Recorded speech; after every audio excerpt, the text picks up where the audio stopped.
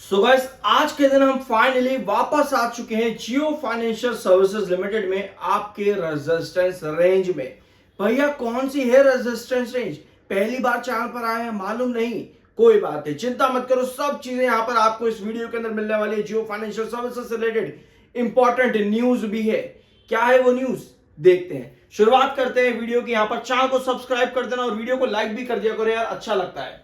Range आपकी जो आपको यहां नजर आ रहे हैं ये 3 लेवल्स, यही आपकी रेंज है रेजिस्टेंस की। लेकिन ओपनिंग हुई 328 पे, हाई लगाया 331.60 का अभी तक, लो लगाया 328.60 का अभी तक, यानी कि जहां पे ओपन हुआ वही इसका लो। उसके बाद तेजी आज के दिन बनी है जियो फाइनेंशियल सर्विसेज में।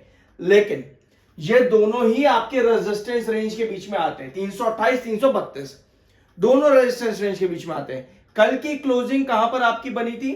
कल की क्लोजिंग आपकी हुई थी 327 पे, यानी आज आप रेजिस्टेंस रेंज पे बैठे हो। चार्ट पैटर्न पे आएंगे अभी, लेकिन उससे पहले थोड़ा सा न्यूज देखते हैं। ब्लैक रॉक के सीओओ ने यहां पर स्टेटमेंट दिया है इंडिया की ग्रोथ को लेकर के, और इन्होंने कहा है कि इंडिया की ग्रोथ जो है ये बहुत स्पेशल है। 2010 से ब्लैक रॉक के सीईओ फ्रीक्वेंट इंडिया में आए हैं, इनकी विजिट्स काफी ज्यादा रही हैं इंडिया में। तो ग्रोथ देखते हुए इनका कहना है कि जियो ब्लैक रॉक जिस स्पीड से आगे बढ़ रहा है, ये ग्रोथ इसके लिए काफी ज्यादा जरूरी है। ऑल दो इनके जो पॉइंट्स हैं वो जियो ब्लैक रॉक से अलावा अगर आप देखोगे इंडिया की ग्रोथ पर्सपेक्टिव और प्रेजेंट कंडीशंस, उसको देखते हुए फ्यूचर क्या है इंडिया का, उसको लेकर के ज्यादा है। लेकिन अभी हमने रिसेंटली कुछ 3-4 दिन पहले ही जियो फाइनेंशियल सर्विसेज से रिलेटेड और जियो ब्लैक रॉक से रिलेटेड कुछ रिपोर्ट्स डिस्कस करी थी, और जियो म्यूचुअल फंड से रिलेटेड भी करी थी।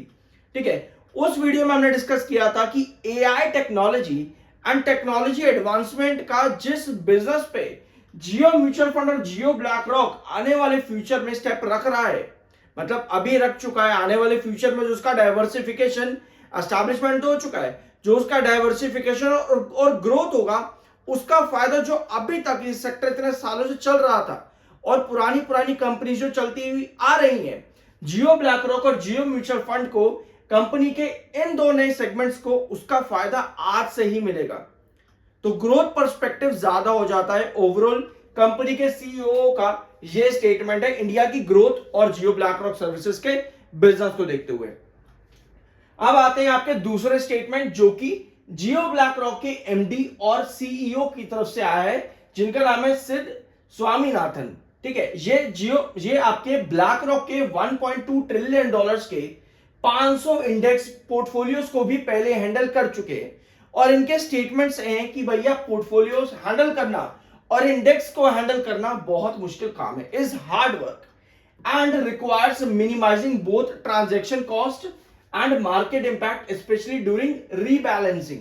तो ये तो इनका पर्सपेक्टिव हो गया अपने बिजनेस को लेकर के कि इनका पास्ट एक्सपीरियंस इन्हीं के बिजनेस के अंदर, इन्हीं के सेक्टर में जहां पर ये स्पेशलाइज्ड है, वहां पर किस तरह का रहा है। लेकिन जियो ब्लैक रॉक में काम करते हुए इनका यह कहना है कि भैया जो ग्रोथ पर्सपेक्टिव रहेगा वो एक्टिव वर्सेस पैसिव नहीं रहेगा, वो रहेगा आपका एक्टिव एंड पैसिव।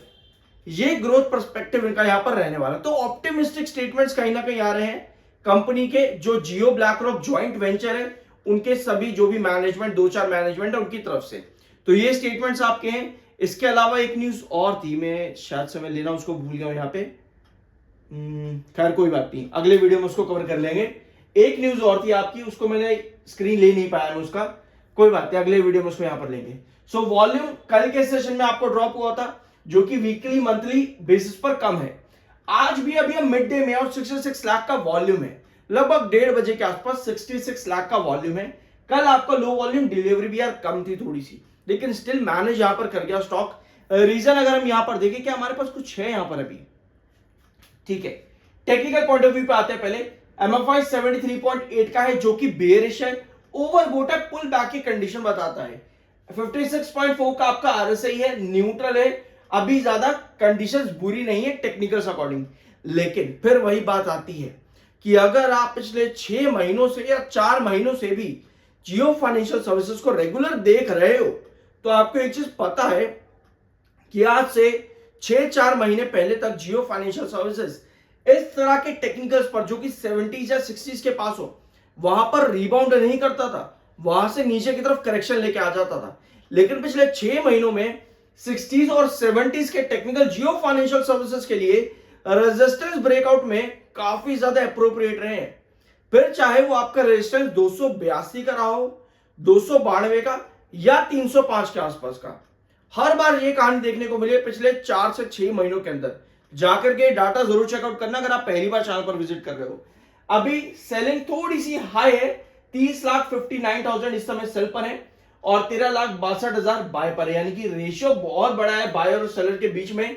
42.12% की डिलीवरी अभी मिड डे में है। अब आते हैं आपके चार्ट्स पे। बाय सेल की कोई रिकमेंडेशन नहीं, वो आपकी अपनी मर्जी और ओपिनियन होना चाहिए। जैसा मैंने आपको वीडियो की शुरुआत में बताया कि 332 की जो रेंज है और 328 की, ये आपकी रेजिस्टेंस की रेंज है। अब आप यहां देखो, आपको ये फ्रीक्वेंट रेजिस्टेंस नजर आएंगे। आज की कंडीशन भी इसी तरह से है, आज की कंडीशन भी इसी तरह से आपको वापस से रेजिस्टेंस फेस करता देखने को मिल रहा है और कहीं ना कहीं ब्रेकडाउन किया है आज 332 के आसपास आकर के ही। लेकिन हमें क्या चाहिए, 30 मिनट टाइम फ्रेम का चार्ट है। हमें चाहिए कि जो येलो क्रॉसओवर देख रहे हो ना बॉलिंजर बैंड का आप यहां पर, हमें चाहिए कि 30 मिनट टाइम फ्रेम पर स्टॉक आपका इस येलो क्रॉसओवर के ऊपर टिका रहे, क्योंकि जितना यहां सस्टेन करता है उतनी पॉसिबिलिटी बनती है, उतने चांसेस बनते हैं आपके रेजिस्टेंस को ब्रेकआउट करने के लिए। तो हमें चाहिए कि 332 इस बार ब्रेकआउट हो। ये आपका डेली टाइम फ्रेम का चार्ट है, आप कैंडल देख सकते हो, बुलिश कैंडल है। ऑल्दो सेलर तब यहां पर एक्टिव माने जाएंगे जब आपकी नीचे की टेल खुलेगी। अभी यह बुलिश कैंडल है, तो अगर यहां पर 332 सस्टेन होता है, सस्टेन का मतलब क्या होता है पहले मैं आपको ये बताऊं, अगर आप पहली बार चार्ट पर हो। सस्टेन का मतलब यह है कि 332 कोई भी यहां पर किसी भी स्टॉक में कोई एक रेजिस्टेंस, अगर वो स्टॉक उस रेजिस्टेंस को फेस करता है लेकिन सस्टेन नहीं कर रहा, मतलब जैसे यहां देखो ये कैंडल ने ब्रेकआउट किया 332 को, ठीक है, अगले ही सेशन के अंदर आपके सेलर एक्टिव हो गए, मतलब कि ब्रेकआउट तो एक सेशन में बना लेकिन अगले ही सेशन में वो सस्टेन नहीं कर पाया। तो ये कहानी अगर आपकी यहां कंटिन्यू होती, जैसे आप कल के सेशन में देखो 332 के आसपास आया तो, लेकिन सस्टेन नहीं कर पा रहा है वहां पर। आज भी 332 के आसपास ब्रेकआउट करने की कोशिश है लेकिन सस्टेन नहीं कर रहा, ऊपर की टेल सेलर को दिखा रही है।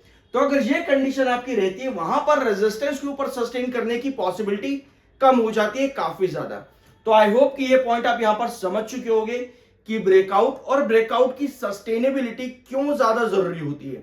हम यही डिस्कस करते हैं किसी भी कंपनी में, यार इतना टाइम हो गया, अब तो बढ़ जा, अब क्यों नहीं बढ़ रहा, क्योंकि ये चार्ट्स का रिस्ट्रिक्शन फेज हम लोग समझ नहीं पाते हैं। हमें ये चीजें बहुत ज्यादा ध्यान में रखनी चाहिए कभी भी अपने डिसीजंस लेने से पहले, कि कोई भी लेवल पर, एक सर्टेन लेवल पर स्टॉक किस तरह से परफॉर्म कर रहा है बार बार। और अगर आप 2024 के चार्ट उठाकर देखोगे, लगभग मार्च या फिर मई के आसपास, मार्च के आसपास का जाकर के देखना जियो फाइनेंशियल सर्विसेज का, आपको नजर आएगा 332 वहां पर भी उसका रेजिस्टेंस था। मैंने आपके साथ सारे चार्ट्स डिस्कस करे हैं 2024 को उठा करके और 2025 के मिक्स करके कि क्या क्या पॉसिबिलिटीज है कौन से लेवल पर। अगर आपने नहीं देखा है, पास्ट वीडियोस देख सकते हो मेरे चैनल पर, बहुत डिटेल आपको खुल करके आ जाएगी। बाय सेल की कोई रिकमेंडेशन नहीं है। आई होप कि ये वीडियो आपको पसंद आया होगा। मिलता अगले वीडियो में।